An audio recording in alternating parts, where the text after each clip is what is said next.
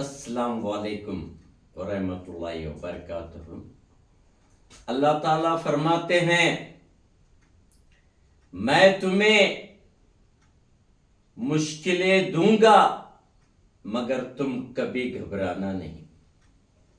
میں تمہیں مشکلیں دوں گا مگر تم کبھی گھبرانا نہیں۔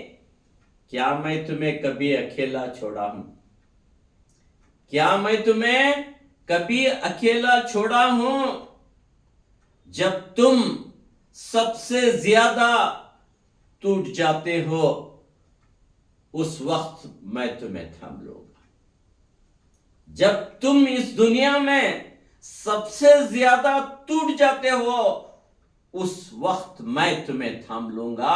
یہ اللہ کا وعدہ ہے۔ یہ مشکل حالات تمہیں مارنے کے لیے نہیں، تمہیں بہتر اور مضبوط انسان بنانے کے لیے۔ یہ مشکل حالات جو آج تمہارے اوپر ہے یہ تمہیں نقصان پہنچانے کے لیے نہیں، یہ تمہیں مارنے کے لیے نہیں، یہ تمہیں بہتر سے بہتر انسان بنانے کے لیے ہے۔ جیسے سونا آگ میں تب کر کندن بن جاتا ہے، ویسے تم اس آزمائیوں سے گزر کر ایک بہتر انسان بن جاؤ گے۔ اللہ تعالیٰ کہتے ہیں جب رات سب سے اندھیری ہے، کوئی راستہ نظر نہیں آ رہا، تب یاد رکھنا تمہارا رب جاگ رہا ہے۔ جب رات اتنی اندھیری ہے، کوئی راستہ تمہیں نظر نہیں آ رہا، تمہیں گھبرانا نہیں ہے، کیونکہ تمہارا رب جاگ رہا ہے اور تمہارا رب تمہاری ہر آہ کو سن رہا ہے۔ آپ کبھی گھبرانا نہیں، رب پہ بھروسہ رکھنا ہے، رب پہ بھروسہ رکھنا ہے۔ جو تمہارے لیے بہتر لکھا ہے وہ تمہیں ضرور رب عطا کرے گا۔ چاہے تمہیں آج اس کے بارے میں سمجھ نہیں آ رہا، مگر تم ایک دن خود کہیں گے یا رب شکریہ تیرا، تم جو مانگ رہے ہو وہ تمہیں نہیں عطا کر رہا رب، کیونکہ جو تم مانگ رہے ہو وہ تمہارے لیے بہتر نہیں ہے۔ تمہارے لیے جو بہتر ہے وہ اللہ تعالیٰ عطا کریں گے۔ تم جو مانگ رہے ہو وہ تمہارے لیے بہتر نہیں ہے، تمہارے لیے جو بہتر ہے وہ اللہ تعالیٰ کو پتا ہے اور وہ اللہ تعالیٰ عطا کریں گے۔ یہ اللہ کا وعدہ ہے۔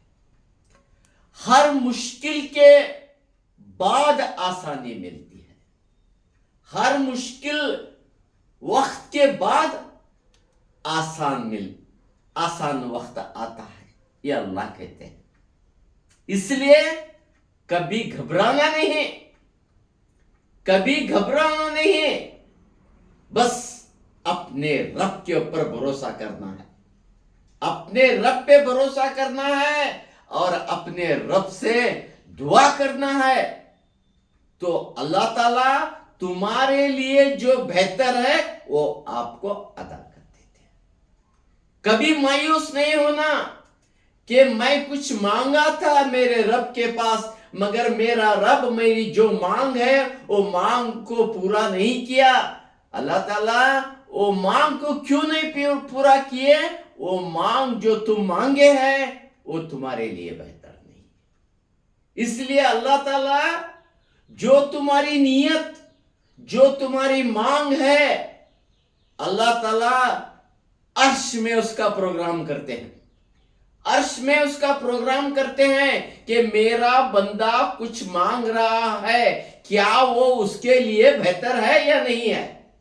یہ اللہ تعالیٰ آسمانوں میں عرش میں پروگرام کرتے ہیں اور وہ سیو کر لیتے ہیں کہ میرا بندہ کچھ مانگ رہا ہے مگر مجھے یہ دینا ہے اسے، یہ اس کے لیے بہتر ہے۔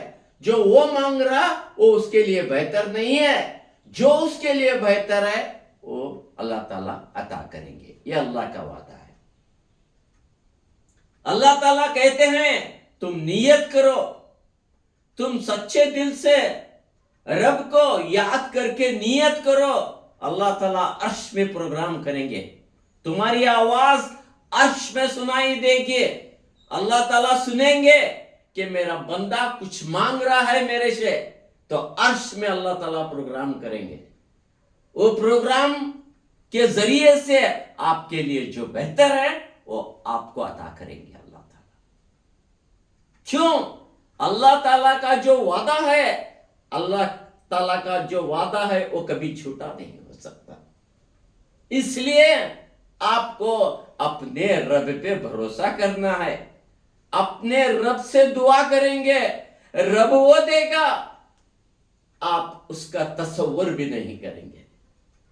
جو تم رب سے مانگے تھے رب وہ عطا کرے گا جو تمہیں کبھی اس کا احساس بھی نہیں تھا، کبھی اس کے بارے میں تم سوچا بھی نہیں تھا، وہ رب تمہیں عطا کر دیا۔ اگر تم نیت کرے کچھ اس دنیا کو میں کچھ کنٹریبیوشن کروں گا، غریبوں کو کچھ ہیلپ کروں گا، کپڑوں کے ذریعے سے یا کھانے کے ذریعے سے یا کوئی اور ذریعے سے میں غریبوں کو ہیلپ کرنا چاہتا ہوں، اللہ تعالیٰ اتنی طاقت اتنی دولت میرے میں نہیں ہے، بس آپ نیت کرو اللہ کے پاس میں، ایک دن اللہ تعالیٰ آپ کو لیڈر بنائے گا اور آپ کا جو وعدہ تھا، آپ کی جو مانگ تھی ہیلپ کرنے کی، اس مانگ کو اللہ تعالیٰ پوری کریں گے، یہ اللہ کا وعدہ ہے، بس نیت کرو۔ یہ دیکھ رہے ہیں آپ اتنا بڑا آسمان بنا پلر کے کیسا ٹھہرا ہے، اتنا بڑا آسمان بنا پلر کے کیسا ٹھہرا ہے۔